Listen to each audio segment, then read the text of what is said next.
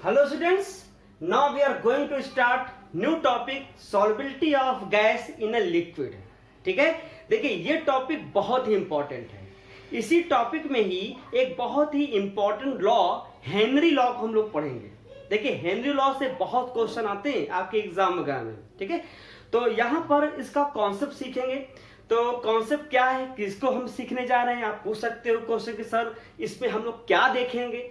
तो यहाँ पर क्या है कि जो गैस है, जो हमारा सॉल्यूट है, वो लिक्विड सॉल्वेंट में क्या होगा, डिसॉल्व होगा। ठीक है, तो हम यहाँ पर यह देखेंगे कि ये लिक्विड सॉल्वेंट कितना ज्यादा से ज्यादा, ठीक है, नहीं मैक्सिमम एक्सटेंट तक ये गैस को क्या कर सकता है, गैस सॉल्यूट को क्या कर सकता है, डिसॉल्व कर सकता है। मतलब उसकी सॉल्युबिलिटी को यहां हम देखेंगे कि ये लिक्विड सॉल्वेंट कितना ज्यादा से ज्यादा यहां पे क्या डिसॉल्व कर लिया है, गैस को। ठीक है, तो इस पर हम लोग देखेंगे कौन से फैक्टर अप्लाई होते हैं। ठीक है, यानी कि गैस के सॉल्युबिलिटी को अफेक्ट करने वाले कौन कौन से फैक्टर होते हैं जिससे कि उसकी सॉल्युबिलिटी घटती है या सॉल्युबिलिटी बढ़ती है। ठीक है, तो आइए पहले देखते हैं इसके फैक्टर को। देखिए बहुत ही आसान है, ठीक है, इसका कॉन्सेप्ट बिल्कुल क्लियर करिएगा। ठीक है, चलिए आइए देखते हैं। यहां पर मैंने कुछ सेंटेंस लिखे हुए हैं। देखिए सेंटेंस जो मैं लिखता हूं इसके पीछे बस रीजन इतना है कि आपका कॉन्सेप्ट जो है बिल्कुल क्लियर है। ठीक है, यानी कि जैसे मान लो कोई चीज आपका दिक्कत हो रहा हो, चलो मैंने लिखा हुआ है, आप उसमें से देख के समझ सकते हो। ओके, ठीक है, चलिए देखिए यहाँ पे, it is greatly affected by the following factors. तो यहां पहला कौन सा होगा, nature of the gas and solvent. तो यहां पर होता क्या है कि जो गैस सॉल्वेंट के साथ इंटरेक्ट होगा वो डिसॉल्व हो जाएगा, उसकी सॉल्युबिलिटी बढ़ जाएगी। और जो गैस सॉल्वेंट के साथ इंटरेक्ट नहीं होगा, यानी उससे रिएक्ट नहीं करेंगे, वो डिसॉल्व नहीं होंगे। मतलब क्या है, उनकी सॉल्युबिलिटी डिक्रीज करेगी। ठीक है, जैसे अमोनिया है, अमोनिया क्या हो, एक तो इजीली कंडेंस हो जाता है, वो ठंडा हो जाएगा, बड़ा लिक्विड फॉर्म में आ जाता है, कंडेंस हो जाता है। और ऊपर से ये वाटर मॉलिक्यूल के साथ क्या करता है, वो हाइड्रोजन बॉन्ड भी बनाता है। यानी अमोनिया बड़ी आसानी से क्या है, वाटर में डिसॉल्व हो जाता है, इसकी सॉल्युबिलिटी क्या होती है, बढ़ जाती है। ऐसे ही हमारा HCl गैस है ना, HCl गैस, हाइड्रोक्लोरिक गैस। तो इसको अगर वाटर में आपने डिसॉल्व किया तो ये इसका क्या है, वाटर सॉल्वेंट में आपने डिसॉल्व किया, H2O में डिसॉल्व किया, तो क्या है, इसका एक्वस सॉल्यूशन फॉर्म हो जाता है। ठीक है, जिसका यूज हम लोग किसमें करते हैं, आपके लेबोरेटरीज जो रिएजेंट होते हैं, लैब में जो रिएजेंट होते हैं उसके फॉर्म में उसको हम यूज करते हैं। क्लियर है। तो मतलब कि जो ऐसे गैस जो सॉल्वेंट के साथ क्या हो, रिएक्ट कर जाएं, ठीक है, यानी कि जो इजिली कंडेंस हो सकते हैं, वो गैसेस के सॉल्वेंट में क्या हो, आसानी से डिसॉल्व हो जाएंगे और उनकी सॉल्युबिलिटी क्या होगी, बढ़ जाएगी। क्लियर है। और यहाँ पे जो गैस आपके सॉल्वेंट से रिएक्ट ना करते हो, ठीक है, या इजिली कंडेंस ना होते हो, बहुत हार्डली कंडेंस होते हो, जैसे कि ऑक्सीजन है, नाइट्रोजन है, ठीक है, तो उनकी सॉल्युबिलिटी क्या होती है, डिक्रीज करती है, उनकी सॉल्युबिलिटी क्या होती है, कम होती है। क्लियर है। जैसे आप देखिए यहाँ पे लिखा हुआ सेंटेंस, तो यहाँ देखिए solubility of readily condensed gas और रिएक्ट विद सॉल्वेंट। ठीक है, यानी कि जो इजिली आपके रेडली कंडेंस हो जाते हैं और जो सॉल्वेंट के साथ क्या होते हैं, रिएक्ट करते हो, तो उनकी सॉल्युबिलिटी क्या होती है, ज्यादा होती है। जैसे अमोनिया है, HCl है। क्लियर। देखिए यहां पर बट अपोजिट ऑफ दिस, इसके जस्ट अपोजिट क्या होगा, the solubility of hardly condensed gas, यानी कि जो बहुत ही हार्डली कंडेंस्ड होते हैं ऐसे गैस, या फिर नॉट रिएक्ट विद सॉल्वेंट, यानी जो सॉल्वेंट के साथ रिएक्ट ना करते हो, तो उनकी सॉल्युबिलिटी क्या होती है, वेरी लो, बहुत कम होती है। जैसे ऑक्सीजन है, नाइट्रोजन है, ये जल्दी कंडेंस नहीं होते हैं। ठीक है, और इसलिए इनके वाटर में जो होती है सॉल्युबिलिटी जो होती है बहुत कम होती है।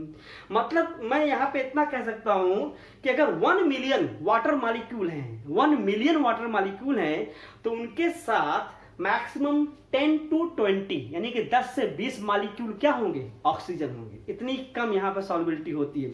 और इतनी कम सॉल्युबिलिटी होने के बाद भी जो एक्वाटिक एनिमल होते हैं, जो पानी में रहने वाले जो जीव जंतु होते हैं, वो आराम से उसमें सर्वाइव करते हैं। ठीक है, चलिए देखिए नेक्स्ट जो फैक्टर है वो क्या है, इफेक्ट ऑफ टेम्परेचर। क्लियर है।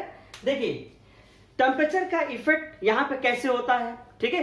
देखिए जो लिक्विड सॉल्वेंट है, उस लिक्विड सॉल्वेंट में जब गैस यहाँ डिसॉल्व होगा, ठीक है, वो अपना मैक्सिमम एक्सटेंट तक डिसॉल्व होता रहेगा, ठीक है, डिसॉल्व होता रहेगा, तो उससे क्या होता है, हीट बाहर निकलती है।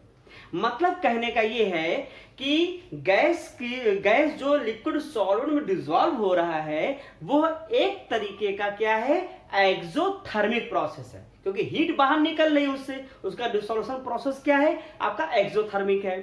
तो हम इस प्रोसेस को, हम इसके टेम्परेचर इफेक्ट को हम ली सातेलियर प्रिंसिपल से आसानी से समझ सकते हैं, ठीक है। कैसे, देखिए यहाँ पर देखिए गैस है, अब ये गैस इस सॉल्वेंट में, लिक्विड सॉल्वेंट में क्या होगा, डिसॉल्व हो रहा है। जब ये डिसॉल्व होगा और क्या बनाएगा, गैसियस सॉल्यूशन बनाएगा, तो इससे क्या निकलेगी, हीट निकलेगी, और इसका एंथैल्पी चेंज क्या होगा, नेगेटिव में आएगा। क्लियर है, यानी इसका एंथैल्पी चेंज किस में होगा, नेगेटिव में। तो इस तरीके से जैसे ही मैक्सिमम अमाउंट तक, ठीक है, ये गैस सॉल्वेंट डिसॉल्व होकर गैसियस सॉल्यूशन बना लेगा, लेकिन जैसे ही गैसियस सॉल्यूशन में ये गैस थोड़ा एक्सेस हो जाएंगे, मतलब कि बिल्कुल सैचुरेटेड सॉल्यूशन को याद करिए, बिल्कुल उसी तरीके से है। तो जैसे ही गैस आपके गैसियस सॉल्यूशन जितना मैक्सिमम एक्सटेंट तक डिसॉल्व हो चुका है, तो जैसे ही एक्स्ट्रा गैस उसमें डिसॉल्व होगा तो ये क्या होगा, रिवर्स हो जाएगा, यानी फिर गैस उसमें से डिसॉल्व नहीं होगी, फिर बाहर निकलना शुरू कर देंगे। मतलब कहने का ये है कि जैसे ये गैस है, क्लियर है, तो गैस क्या हुआ, ये वाटर में डिसॉल्व हुआ, सपोज दैट ये जो आपका सॉल्वेंट है ये वाटर है, क्लियर है, इसमें डिसॉल्व हुआ, ठीक है, डिसॉल्व हो रहा है, ठीक है।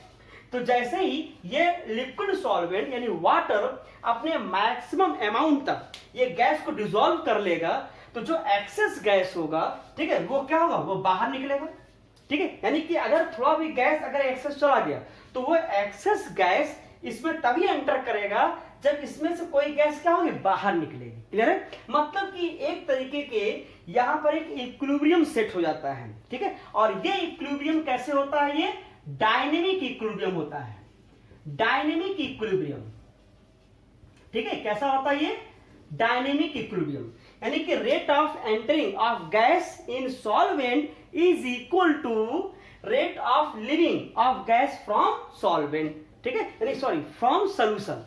तो सोल्यूशन से निकलने वाले गैस का रेट और इसमें जाने वाले गैस का रेट का क्या होता है, जब इक्वल हो जाएगा तो वहीं पे इक्विलिब्रियम फॉर्म आ जाता है, ठीक है। और ये कैसे होते हैं, डायनेमिक नेचर में होते हैं, मतलब आते जाते रहेंगे यहाँ पर, और ये गैस इस लिक्विड सॉल्वेंट में क्या होगा, डिसॉल्व होता रहेगा। क्लियर है, ये किस पर होते हैं, at constant temperature, temperature constant है, क्लियर है, ये डायनेमिक इक्विलिब्रियम वहां पे रहेगा।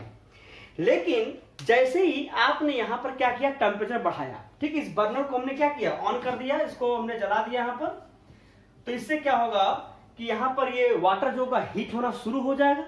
तो जब हीट होगा तो इसके अंदर जो डिसॉल्व ऑक्सीजन है या कोई गैस है वो क्या होगा, ये बबल फॉर्म में निकलना शुरू कर देंगे, बबल फॉर्म में, ठीक है, बुलबुले उठना शुरू हो जाएंगे। आप देखते हो जैसे भगोने में, यानी कि किसी बर्तन में आप पानी लीजिए और उसको गैस पर रख दीजिए, तो जैसे से वाटर हीट होता है तो आप देखते हो वहां बुलबुले निकलने शुरू हो जाते हैं, छोटे छोटे बुलबुले जो हैं बबल्स बनने शुरू हो जाएंगे, ठीक है, जो सरफेस पे आकर क्या होते हैं वहां पर वो डिसअपियर हो जाते हैं, उसकी गैस बाहर निकल जाती है, ठीक है। बिल्कुल वही चीज यहाँ पर है।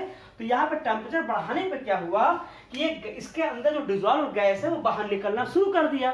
तो इसका मतलब कि गैस की सॉल्युबिलिटी क्या होगी, टेम्परेचर बढ़ाने पर कम होगी। क्यों, क्योंकि ये एक्सोथर्मिक प्रोसेस है, ठीक है। यानी कि कहने का मतलब ये हुआ कि जैसे आपने टेम्परेचर इंक्रीज किया तो ये बैकवर्ड डायरेक्शन में चला आएगा, यानी कि गैसियस सॉल्यूशन में जो गैस डिसॉल्व है वो क्या होगा, सॉल्वेंट से अलग हो जाएगा, ठीक है। तो इस तरीके से आप कह सकते हो कि टेम्परेचर बढ़ाओगे तो सॉल्युबिलिटी क्या होगी, डिक्रीज करेगी। क्लियर है, और अगर टेम्परेचर डिक्रीज किया, टेम्परेचर कम किया तो सॉल्युबिलिटी क्या होगी, सॉल्युबिलिटी इंक्रीज करेगी। क्लियर हो गया।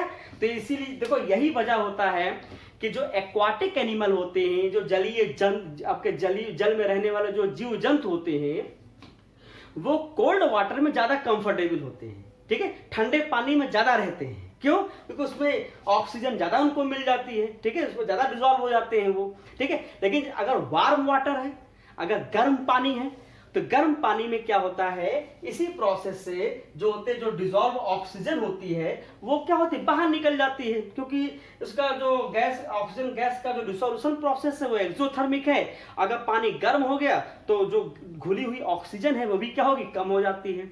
इसी वजह से गर्म पानी में एक्वाटिक एनिमल ज्यादा कंफर्टेबल नहीं रहते। क्लियर है? तो इस तरीके से आप टेम्परेचर का इफेक्ट यहां पर बता सकते हो, ठीक है। देखिए यहां पर सेंटेंस लिखा हुआ है, मैं उसको पढ़ दे रहा हूं। Gas solubility in liquid is found to decrease with increase in temperature. Clear? मैंने आपको बताया कि टेम्परेचर इंक्रीज करोगे तो सॉल्युबिलिटी क्या होगी, डिक्रीज करेगी, ठीक है। Because its dissolution is an exothermic process. कैसा है ये? एक्सोथर्मिक प्रोसेस है। So it validate to Le Chatelier principle, यानी कि ये ली-शातिले प्रिंसिपल से आप कंफर्म कर सकते हो उसको, ठीक है। तो मैंने इतना बताया आपको। अब इसके बाद जो नेक्स्ट इफेक्ट है वो प्रेशर का है, ठीक है, जिसमें आप हेनरी लॉ को पढ़ेंगे। आइए देखते हैं उसके बारे में। नेक्स्ट यहां पे देखते हैं इफेक्ट ऑफ प्रेशर, ठीक है, यानी कि गैस की सॉल्युबिलिटी पर प्रेशर किस तरीके से इफेक्ट डालते हैं, ठीक है, उसको हम लोग देखते हैं, ठीक है। चलिए देखते हैं। Solubility of a gas in liquid increases with increase in pressure because of its volume decrease in liquid. Clear? यानी कि अगर आपने गैस पर प्रेशर अप्लाई किया तो गैस की सॉल्युबिलिटी लिक्विड में क्या होगी, बढ़ जाएगी, ज्यादा हो जाएगी। क्यों? क्योंकि गैस का वॉल्यूम क्या होता है, लिक्विड में डिक्रीज करता है, लिक्विड में कम हो जाता है, ठीक है। यानी आप देखिए यहां पर ये गैस है, ये गैस सॉल्वेंट में क्या हुआ, डिसॉल्व हुआ, तो गैस का वॉल्यूम डिक्रीज होगा और ये क्या फॉर्म करेगा, सॉल्यूशन फॉर्म करेगा। क्लियर है? तो इस तरीके से आप देखिए यहां पर इसको समझने के लिए हम यहां पर एक छोटा सा एक्सपेरिमेंट करेंगे। क्लियर है? तो यहां एक्सपेरिमेंट में क्या है कि हमने एक कंटेनर लिया हुआ है, ये क्लियर, और यहां पर एक फ्रैक्शनलेस पिस्टन लगाया हुआ है, ये देखिए पिस्टन लगा हुआ है, ठीक है, और यहाँ पे गैस लिया हुआ है और इसके बॉटम पर यहाँ पे क्या है, सॉल्वेंट, यानी कि लिक्विड सॉल्वेंट है, लिक्विड सॉल्वेंट। तो देखिए, तो गैस और ये लिक्विड सॉल्वेंट, इनके बीच जो गैस की सॉल्युबिलिटी है उसको हम लोग यहाँ पर देखेंगे, ठीक है। तो देखिए यहाँ पर तो गैसेस जो हैं इस इक्विलिब्रियम फॉर्म, एक इक्विलिब्रियम फॉर्म को अटेंड करेंगे, उसमें अपने इक्विलिब्रियम में जितना हो सकता है मैक्सिमम अमाउंट तक गैस इसमें डिसॉल्व हो जाएगा, ठीक है। फिर जैसे ये आपके डिसॉल्व होने के बाद जो आपके एक्सेस जो गैसेस हैं, ठीक है, वो क्या होंगे, उसी रेट से बाहर निकल जाएंगे, यानी कि रेट ऑफ एंट्री और रेट ऑफ लिविंग दोनों इक्वल हो जाएगा। तो यहाँ पे डायनेमिक इक्विलिब्रियम क्या होगा, यहाँ पे अटेन हो जाएगा। क्लियर है? तो इस डायनेमिक इक्विलिब्रियम पर आपके ये इसकी गैस की क्या हो गई, ये सॉल्युबिलिटी हो गई, ठीक है, गैस की क्या हो गई, सॉल्युबिलिटी हो गई, ठीक है, यानी इस डायनेमिक इक्विलिब्रियम पर। क्लियर है? अब देखिए, अब हमने क्या किया, इस पर प्रेशर इस पर हमने अप्लाई किया, यानी इस पिस्टन में प्रेशर अप्लाई किया। जब प्रेशर इस पर अप्लाई करेंगे, सपोज दैट हमने पी प्रेशर यहां अप्लाई किया, इससे हुआ क्या, इससे गैस का जो वॉल्यूम है वो रिड्यूस हो जाएगा और फिर गैस इस सॉल्वेंट के, यानी कि लिक्विड सॉल्वेंट के कांटेक्ट में आ जाएगा, तो ज्यादा से ज्यादा गैस क्या होंगे, इसमें डिसॉल्व होना शुरू कर देंगे, ठीक है, इसमें गैस ज्यादा से ज्यादा डिसॉल्व होंगे इसमें। क्लियर है? तो इस तरीके से जैसे ही आपका ये पूरा डिसॉल्व हो जाएंगे, तो अब इसमें एक नया डायनेमिक इक्विलिब्रियम क्या होंगे, फॉर्म हो जाएगा, यहाँ पे अटेन हो जाएंगे, ठीक है। तो उस तरीके से यहाँ पे सॉल्युबिलिटी को हम लोग यहाँ पर देख सकते हैं, यानी ज्यादा से ज्यादा यहाँ पर क्या हुआ, सॉल्व हुआ, ठीक है, यानी कि प्रेशर अप्लाई करने पर। अब आप देखिए, तो ये हो गया प्रेशर का इफेक्ट, ठीक है। तो यहां पर क्या है, 1805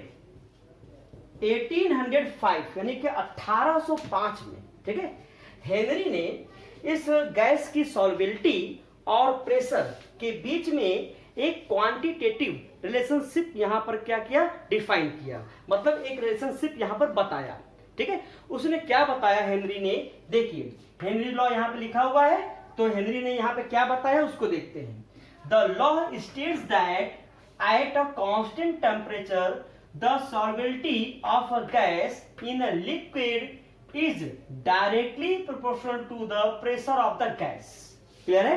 यानी कि जो गैस की सॉल्बिलिटी है, यानी उसका जो अमाउंट है, यहाँ जो प्रेजेंट अमाउंट है सॉल्बिल होने के बाद, ठीक है, अमाउंट m, वो किसके प्रोपोर्शनल हो जाएगा? Directly pressure. तो यानी कि यहाँ पे जो प्रेशर आप बढ़ाओगे तो गैस की सॉल्बिलिटी बढ़ेगी, यानी ज्यादा से ज्यादा अमाउंट में गैस क्या होंगे? सॉल्वेंट में डिसॉल्व होंगे। क्लियर? इनके कहने का मतलब ये है। देखिए इन्हीं के समय ही डाल्टन थे, डाल्टन। तो डाल्टन ने हेनरीज लॉ की स्टडी किया। उन्होंने देखा तो यहाँ पर जो प्रेशर है, ठीक है, वो यहाँ पिस्टन के थ्रू जो लगाया गया प्रेशर है। क्लियर है? अगर हम नेचर में देखें एक कांस्टेंट प्रेशर पे, तो हर एक गैस का अपना एक इंडिविजुअल प्रेशर होता है। ठीक है, एक गैसेस मिक्सचर में हर एक गैस का अपना अलग अलग प्रेशर होता है। तो डाल्टन ने उसी प्रेशर को क्या कह दिया? Partial pressure. ठीक है, मतलब डाल्टन ने कहा कि ये जो सॉल्बिलिटी है किसी गैस का, ठीक है, ये पार्शियल प्रेशर का क्या है? फंक्शन है। यानी कि solubility of gas in a liquid is a function of partial pressure. तो हुआ क्या कि डाल्टन ने इसी हेनरीज लॉ को थोड़ा सा मॉडिफाई किया। मॉडिफाई कैसे किया? इसमें जो प्रेशर अप्लाई किया, हेनरी ने जिसको प्रेशर अप्लाई किया, डाल्टन ने वहां पर पार्शियल प्रेशर ऐड कर दिया। और जो अमाउंट यहां पर डिसॉल्व हो रहा था इस लिक्विड सॉल्वेंट में, उसको यहां पर मोल फ्रैक्शन के फॉर्म में क्या किया? एक्सप्रेस कर दिया, जिससे उसका कैलकुलेशन जो है बड़ी इजी हो जाता है। बहुत आसानी से उसको निकाल सकते हैं कि कितने अमाउंट में वो आपका, यानी कितने परसेंटेज में उसके, यानी कि कितने हिस्सेदारी में वो आपका गैस उस लिक्विड सॉल्वेंट में डिसॉल्व है। ठीक, उसको आसानी से हम निकाल सकते हैं। तो क्या किया यहाँ पर डाल्टन ने?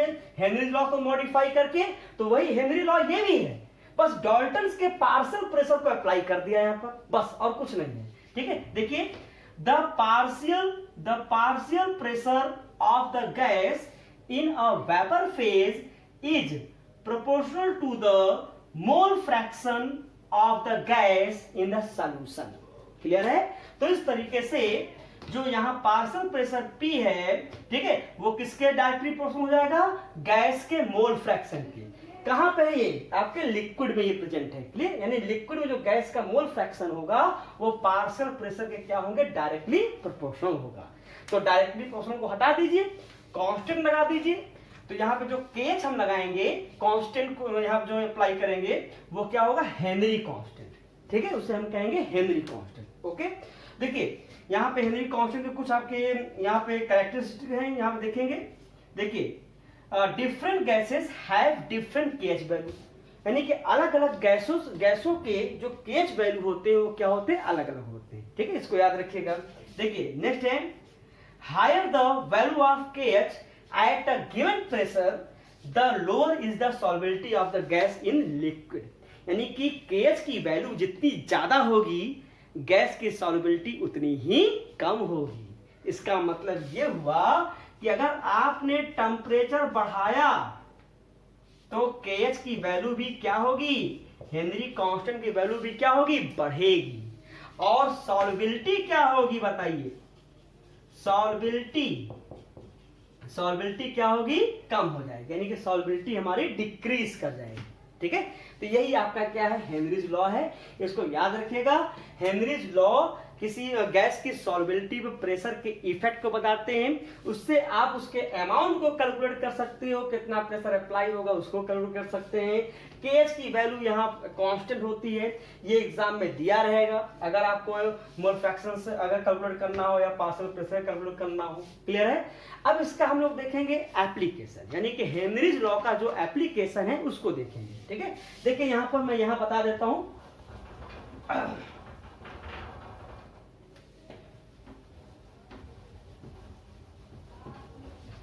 देखिए एप्लीकेशन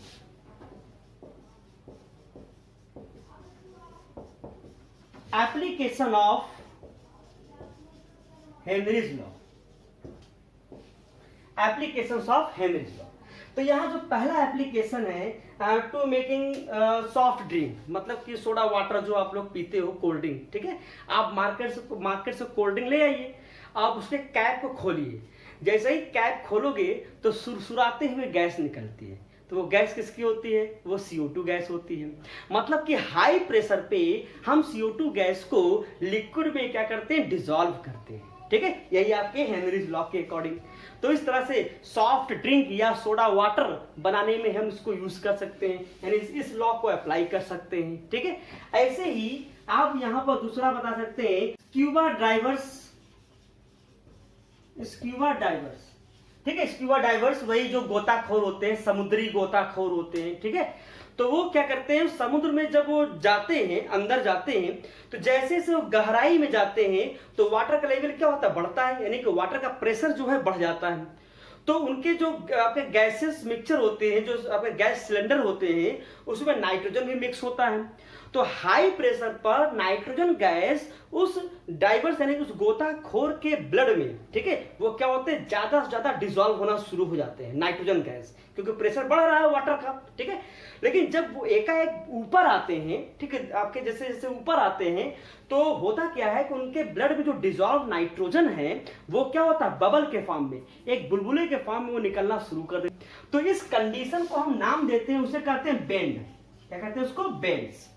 तो बेंड्स में क्या होता है? दर्दनाक होता है, बहुत ही पेनफुल होता है। इससे उस गोताखोर की क्या होती है? मृत्यु भी हो सकती है, वो मर भी सकता है, ठीक है। तो इसको रिमूव करने के लिए, ऐसा ना हो तो हम क्या करते हैं, उस गैस को हम डाइल्यूट करते हैं, यानी ऑक्सीजन गैस जो मतलब सप्लाई लेके जाते हैं गोताखोर, हम उसको डाइल्यूट करते हैं किससे? हीलियम से। तो जब उसमें हीलियम मिला देते हैं तो नाइट्रोजन की जो सॉल्बिलिटी है ब्लड में वो कम हो जाती है, क्योंकि हीलियम गैस तो उसमें सॉल्बिल होगा नहीं, क्योंकि आपको उतने प्रेशर पे। तो इस तरीके से जो वहां पे डाइवर्स जो गैस सिलेंडर ले जाते हैं, उस गैस सिलेंडर में आपके हीलियम होता है लगभग वहां 11.7%, उसको याद रखिएगा।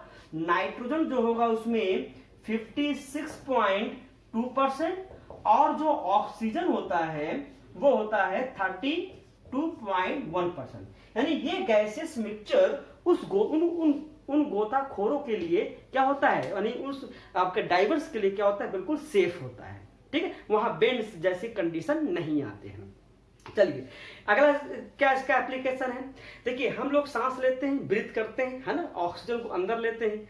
तो जो एटमॉस्फेयर में ऑक्सीजन है उसका पार्शियल प्रेशर ज्यादा होता है।